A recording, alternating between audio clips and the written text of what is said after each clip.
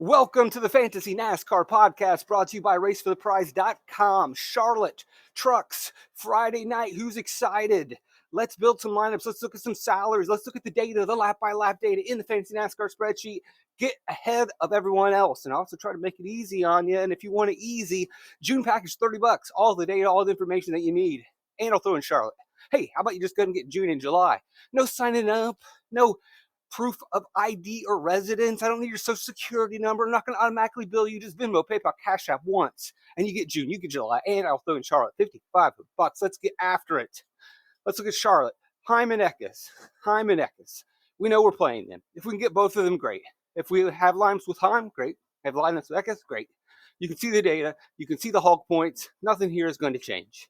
And even Eckes, who didn't really feel like he had a really good race car, still ends up with 20 fast lap points or hog points or dominator points. Majeski's the next story. What about him? Is there speed in this truck? Yes, there is. What happened to him at North Wilkesboro? Now, if you watch the race, you don't really know. They didn't really tell you. Thanks, Fox Sports. And if you look at the data on your average running position, your finishing position, you may not know. But if we go to the lap-by-lap data and we also dig and look at beat reporters and we scour the internet because we do the hard work here, we find these things out. And Ty Majeski, in an interview with Matt Weaver, says, hey, he doesn't really know where the speed went. Thinks maybe it was a bad set of sticker tires. And he's like, I hate explaining sticker tires. I hate to lean on that excuse, but we just lost our speed. That could be it. But I think it just was simply a matter of fact of track position. Now, there is a wider issue that I would rather address, or I believe this illustrates something bigger picture that's going to help us out, and that's that you may not want to lean too heavily on North Wilkesboro data. You probably wouldn't want to do that anyway. It's a short track. We're going to an intermediate track. But I wouldn't worry so much about last week. And if you look at Majeski, I think he definitely illustrates this. There's two ties that tell us the story. So he gets to the lead on pit road. Once he's up there. He has the fastest car. He is leading. Awesome. Great. Pits, gets back into traffic, dirty air, and his truck's gone. He says maybe it was bad tires. I would argue that all of these cars struggled in traffic. Now, they were able to claw their way back to 11th, but he just did not have the same truck in traffic. And so when you look at data from North Wilkesboro and you see guys with kind of disappointing finishes or disappointing average running positions or expected the truck to be faster, I think this was simply a product of clean air versus dirty air. We can also see this with Ty Dillon. You're like, Ty Dillon, you're citing him? Well, it's interesting. Look, we expected Rackley WAR to unload fast trucks, some hot rods, because the son of the co-owner was there. And also, Rackley WAR had been improving over the last couple weeks, which, again, we have expected. New crew chief, new driver, probably plenty of new team members there, slowly but surely getting it together, improving. And here they are, running really well. First 30 laps, top 5 truck, still hanging in the top 10, 60 laps in. All right, we pit, we cycle to the back, and now we're in the back. Claw a little bit, but for the most part, here he is. Dillon was a top 10 truck. Now he's not even a top 20 truck. The bigger issue at North Wilkesboro is just in the pack, hard to make gains. You get buried in traffic. And so I would be careful leaning too much on North Wilkesboro data. To go back to what we originally started with, Majeski's fine. And he could definitely be a player this week, as long as he doesn't wreck on lap 1 or whatever, right? Like we've seen him do before. But, obviously Hyman Eckes are the guys. Majeski is there as another possible hog dominator lap leader. Second part of that issue, or the wider context, which we always try to provide here, is that North Wilkesboro, because of the just problems with dirty air and traffic, may not be the best data point for telling us who has a truck that's trending in the right direction. All right, now we go to the back. Everyone always loves going down here and having this discussion, or at least I do. I don't know. I've never really tested that. I know this is what I like to do. People are like, actually, this is the part of the podcast that we hate. Sorry.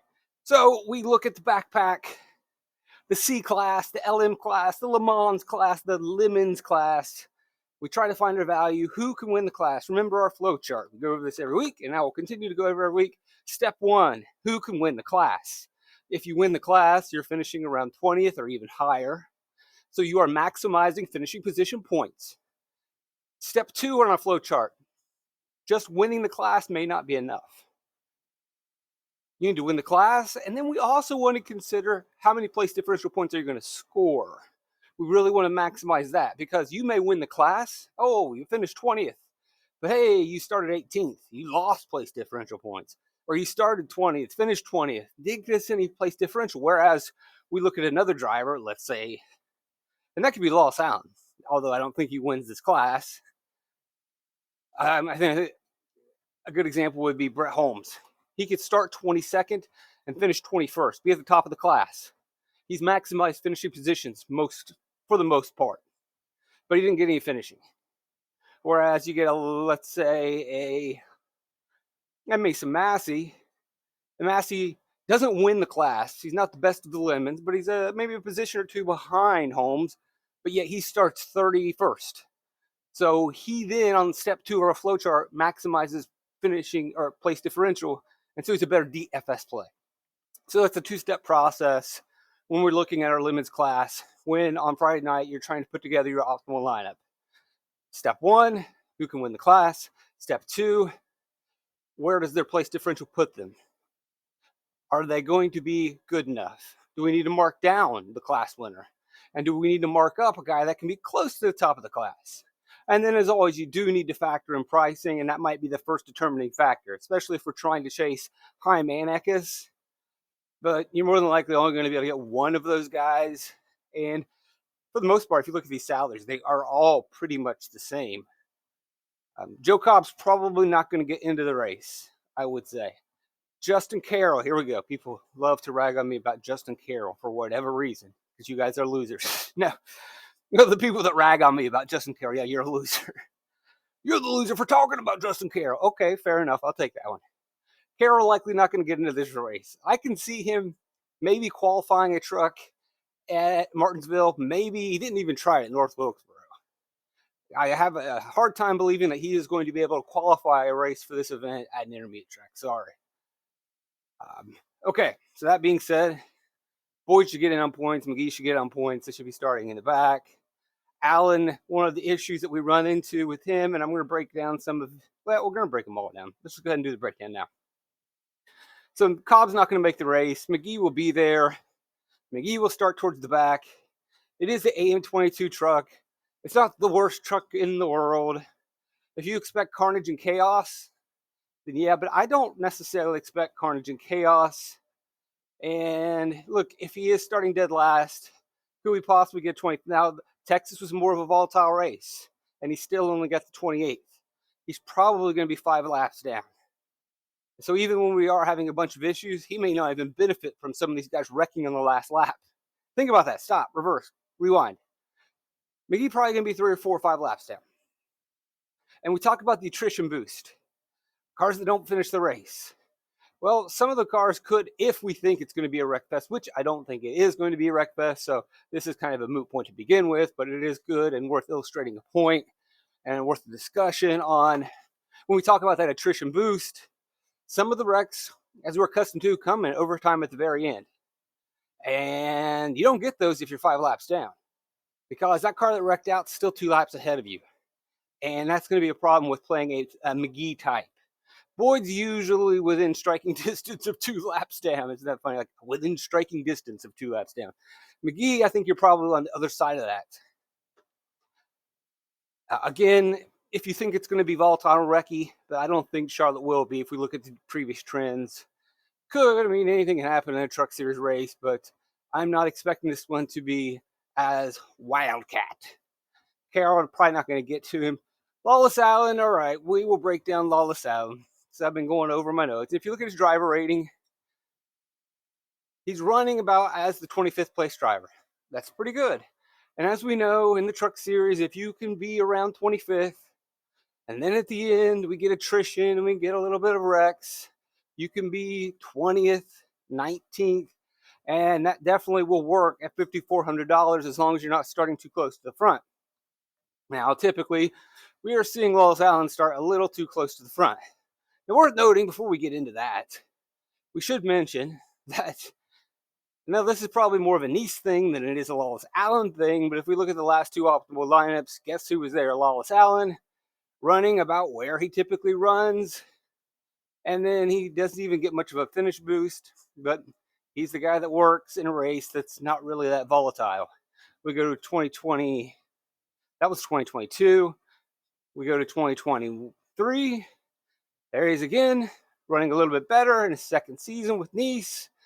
Doesn't really get a big finishing boost, again, because we don't expect Charlotte to be all that wacky and crazy, but at 5,600, only a 4.6 play, but he saves you money, scores enough points, and gets it done. I'd say it's probably more of a Nice thing than a Lawless Allen thing, but I don't believe that right now at this point with Brayham, he's too much slower. For him, it's going to come down to that second step on a flow chart of, can he get place differential? Can he win the class? Yeah, he can battle there with Brett Holmes. Yeah, he can battle with Timmy Hill and Jeff Earnhardt and Matt Mills. Can he get to the top of the class and finish around 23rd or 22nd? Absolutely. But he also is going to start a little bit closer to the front. And that might hurt him a little bit. Now, the issue with him is, if you're looking right there at the driver rating, that's all well and good.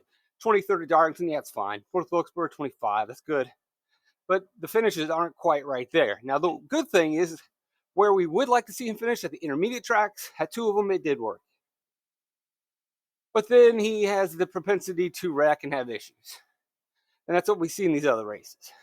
But again, we're talking about cheap drivers in the back and not the greatest equipment.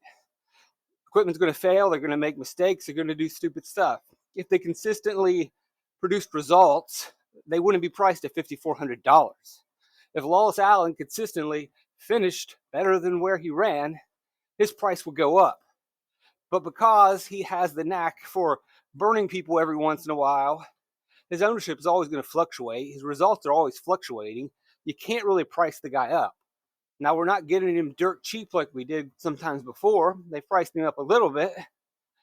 But nonetheless, he is still very affordable compared to the guys he's around, right? Look, Memphis Villarreal in a young truck.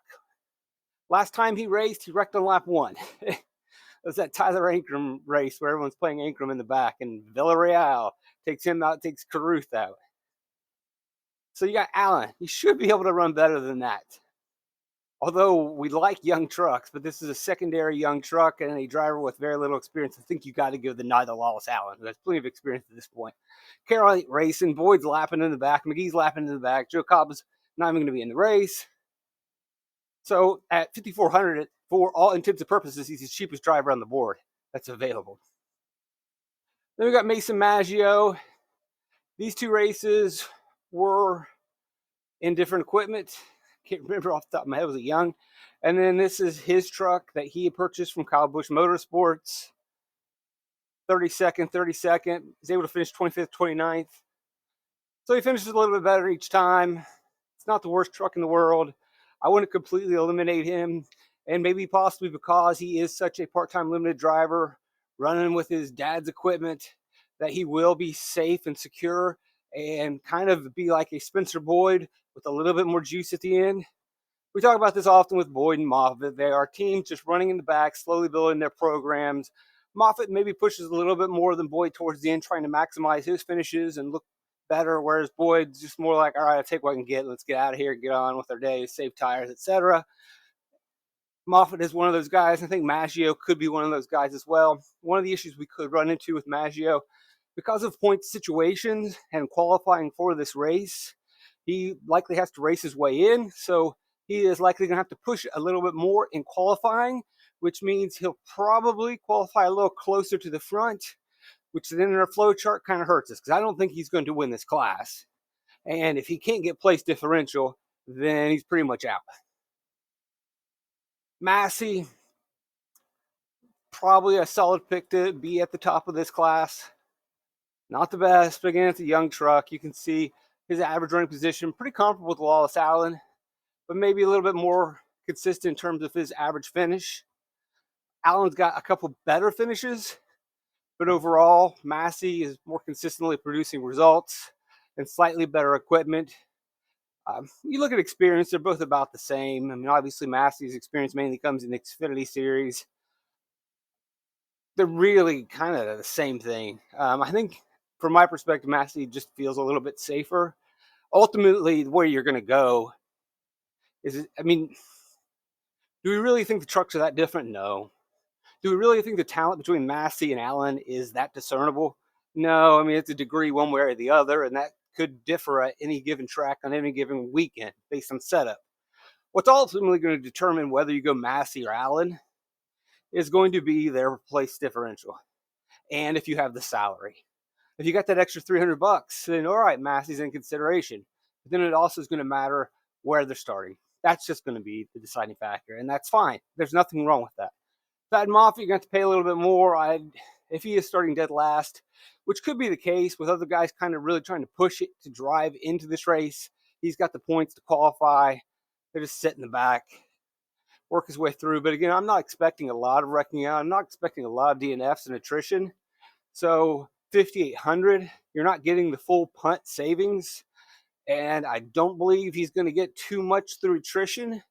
I would much rather lean towards some of the guys that are going to be a little bit closer to the lead lap, like a Massey, like a Lawless Allen. I really don't think I can get to Mason Maggio. Again, he's not giving me maximum savings. It's not a truck that we necessarily can trust. He's not a driver that we can necessarily trust. He doesn't have very much experience. I think that's a pretty clear answer to that question. It's worth having a conversation and discussing his status, but actually pulling the trigger on the pick, I don't think you can do that. Brett Holmes, consistently at the top of the lemons class, 5,900. So yes, box one in our flow chart, can he win the lemons? Absolutely. No problem. Box two, he's probably going to start closer to the front. And if we want to add a secondary or a third box, he's the most expensive. Tough to get there. It really is. When we're looking under the 6K and trying to consider some of these lemons, I don't like any of them. Maybe you do, and we'll have to wait and see what qualifying, how that sets up and shaped out.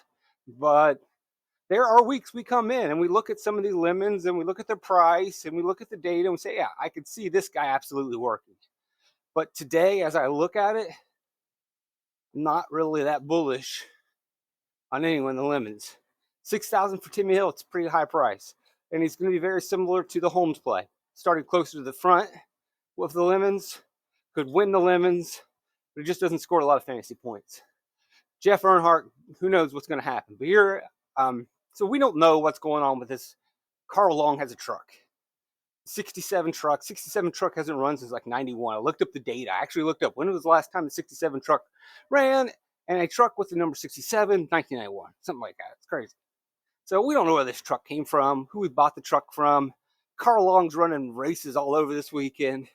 Now, before you just like, oh my God, what are we going to do? It's Jeff Earnhardt. Here's the first problem with that. Now, it's interesting because you're getting $6,100. This clearly should be a halfway decent truck because they wouldn't just show up with the clunker. But they have to qualify into this race. So he's got to lay down a fast lap. So he's likely going to qualify around 20th at least. And I don't expect this truck to finish much better than 20th at least. So they're just not going to score any points.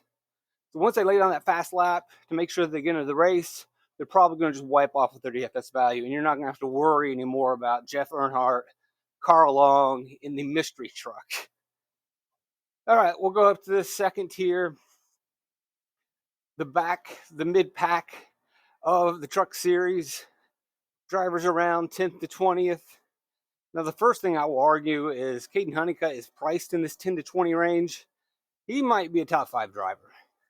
Phil Gould might be the best crew chief in the truck series. Do not sleep on what he has done.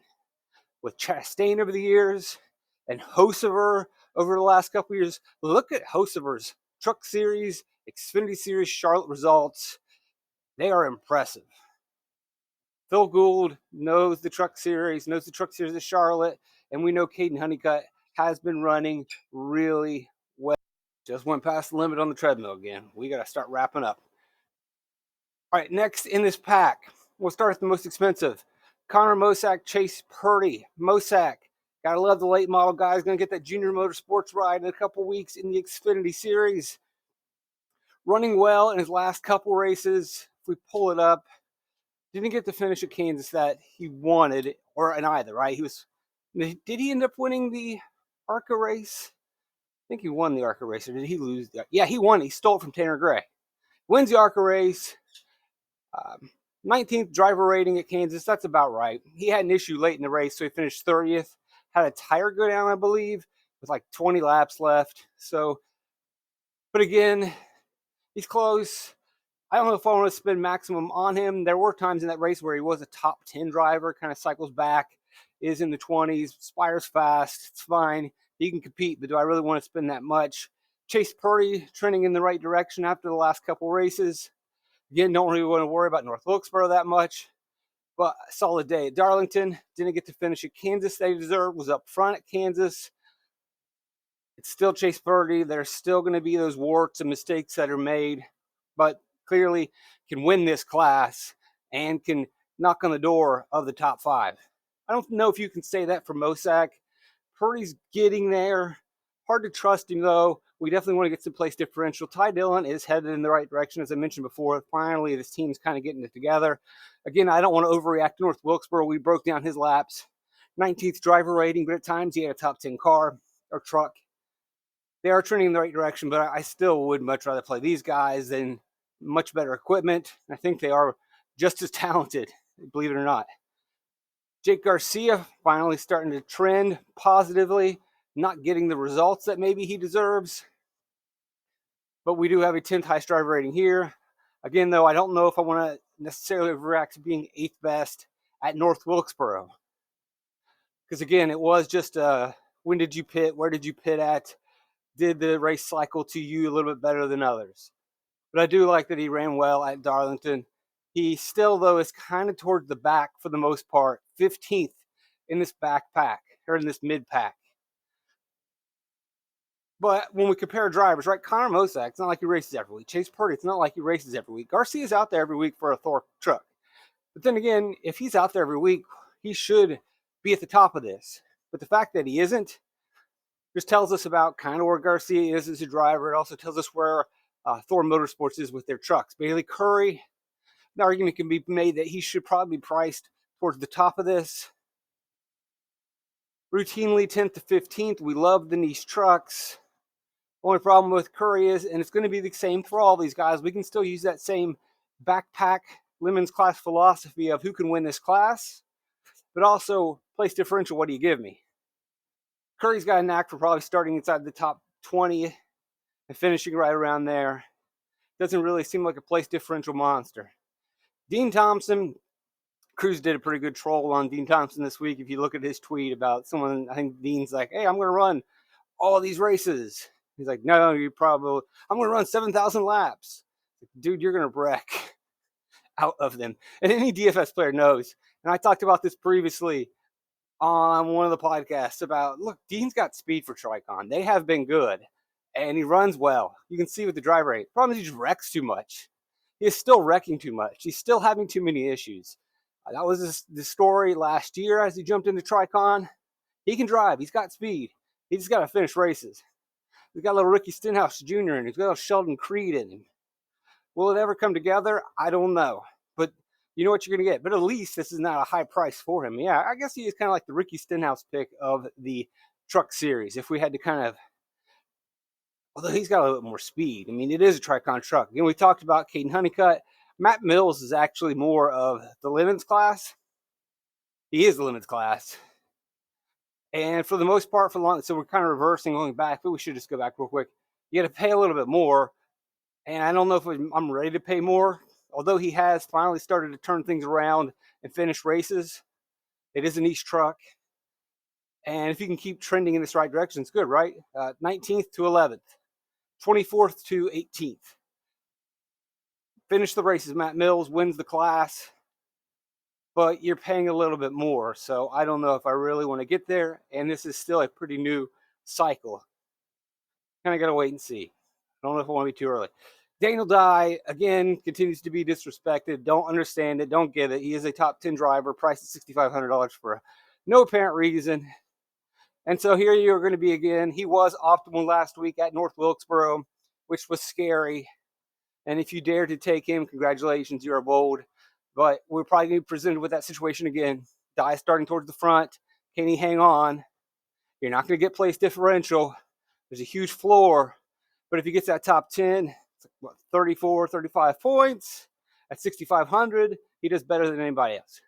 Stephen Parsons, he gets you place differential, finish in the middle of the class, and that's why he'll be a play. And he's cheaper. It's going to be tough, but again, one of the beauties of this class is, arguably all these drivers are faster than Stephen Parsons, but all these drivers are just as inconsistent as Stephen Parsons. And so they can wreck, they can have failures more so than anyone else. And so just because they have better trucks or are faster, Parsons can legitimately finish up here with 18th position, 17th position, simply by just running a mistake-free race. His truck's not that slow. His talent's not that lacking. He's close enough in those regards. And then when you factor in, Mossack can have an issue. Purdy can have an issue. And so if Parsons can run a clean race, he can get there. Jack Wood, if he can run a clean race, he can get there. And Jack Wood, another guy, very similar to the Dean Thompson, more so than Dean Thompson. Jack Wood has always been a great equipment. Always. He was a GMS when they had halfway decent stuff. He ran for Kyle Busch Motorsports. Never could deliver. He is now with Bill McAnally. And though he hasn't delivered early in the season, it's starting maybe possibly to turn. He does have a top 15 in a couple of these races. And at 6,300, yeah, you can consider it. Hate to say it, but his price is so low for a McAnally truck. Same thing with Daniel Dye. Daniel Dye is going to start way close to the front. If Jack Wood starts close to the front, I'm probably out on that. Connor Jones, late model racer. We expected him to do better at North Wilkesboro. Has an issue late in the race. I think he wrecks with Jack Wood. If I'm not, no, it wasn't Jack Wood. Somebody. Who did he get into? I don't know. Hard to keep track of all these wrecks. 6,200, Thor Sport. Why not? I would rather race him at a short track, but, take him where you can get him. Me at 6,200. If you can get us place differential, same thing we argue for Stephen Parsons of just surviving the race. But again, Jones has to survive the race. Not something he has necessarily illustrated that he can do when we look at driver rating. 26 on the board. That's just unacceptable for a Thor truck. The kid has a pretty good resume in the late models. Been with the organization. It really is unacceptable at this point for him not to be producing better results. I'm sorry. Sorry to be so tough on the kid. Really expect more from Jake Garcia, too. Again, he can only be so good because there's just people you got to climb over. All right, as we go to the top, wrapping up, nothing really ever changes with these guys. We know who Friesen is. We know who Gray is. Riggs is slowly and steadily getting better. I would not overreact to North Wilkesboro, but it is positive momentum. It is good for them. They're getting there at 8,300. You don't really mind any of these guys because they can give you a place differential, but we're not entirely excited. Tyler Ankrum, bounce back week. Again, don't want to overreact to North Wilkesboro, but we also need to note that a lot of his poor races have just been mechanical failures, pit road issues, wrecks. The truck is fast. It's faster than where he's priced around. Matt Crafton's kind of been up and down. Looked like he was really starting to come back into his own. Now it's kind of fading back down. Enfinger, positive step last week. I don't know if they're going to be able to maintain speed going back to an intermediate track. They are Bill McAnally aligned. He said that things have been positive and going better there with their alliance. So we'll see how he unloads. Brett Moffitt's probably going to be a jamming in situation.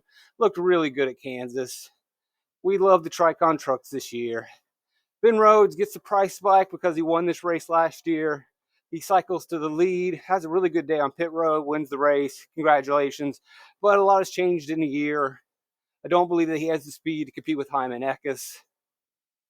Also in that race, Hyman probably should have won. Bad pit stop really hurt him. I might talk more about that Charlotte race in another podcast. Taylor Gray, having a good season, but still not on Hyman Eckes' level. Rajah Caruth back into the top 10. Nothing's really changed there. Nick Sanchez, top 5 driver. Could have something for these guys. We'll wait and see how they unload. If anyone can kind of steal from Hyman Eckes in terms of hog points in this race, It's going to be Majeski. It's going to be Sanchez. We could see some cycling issues where we do get different leaders, but I don't think it would be that long. I think Hyman Eckes would probably get right back to it. But Cruz and Gray, Rhodes probably top 10. Maybe Moffitt's kind of your dark horse to go out there, unload fast, and lead some laps. And at 9,200, I think he's going to be at most builds anyway. So you're not really pivoting from Heim to Moffitt. You're probably building lineups with Heim and Moffitt, or Eckes and Moffitt. So that's really not anything that we really need to discuss. No changes there. Just to wrap up here, I'm probably not going to be able to afford a Mosak or a Purdy. I like rooting for these guys race-wise to see them develop. We like the Spire Trucks. We like Patty. We like Trinchier as crew chiefs. But point per dollar wise, I don't think that they're going to work that well. Ty Dillon, point per dollar wise, I don't think he's going to work that well. Same thing with Garcia, and I don't think he really can win this class. Bailey Curry's right where he always is. He can win the class. He can get you just enough place differential. He's just cheap enough. He's a very solid play. Dean Thompson can win this class easily, but he can also wreck out. Caden Honeycutt is the premier driver in the class. For whatever reason, he's priced in the middle. He could win this race. He was really good at Kansas. And Phil Gould has been on fire at Charlotte and on fire recently with his trucks. Daniel Dye could be a good value play. I mean, you can take Dye and Honeycutt. You just got to be willing to die on Dye if he wrecks. Okay, that's dumb, but you understand the situation of him qualifying pretty well. It worked out in North Wilkesboro, but it's scary. And these other guys are there if you have to go there, but we're really hoping some weird things happen, and they are very risky. Thanks for joining me. Like, subscribe, share. Recruit people to the team. June, $30, throw in Charlotte. June and July, $50, and I'll throw in Charlotte. Blessed to have you guys around. Love you guys. Triple Life Fantastic.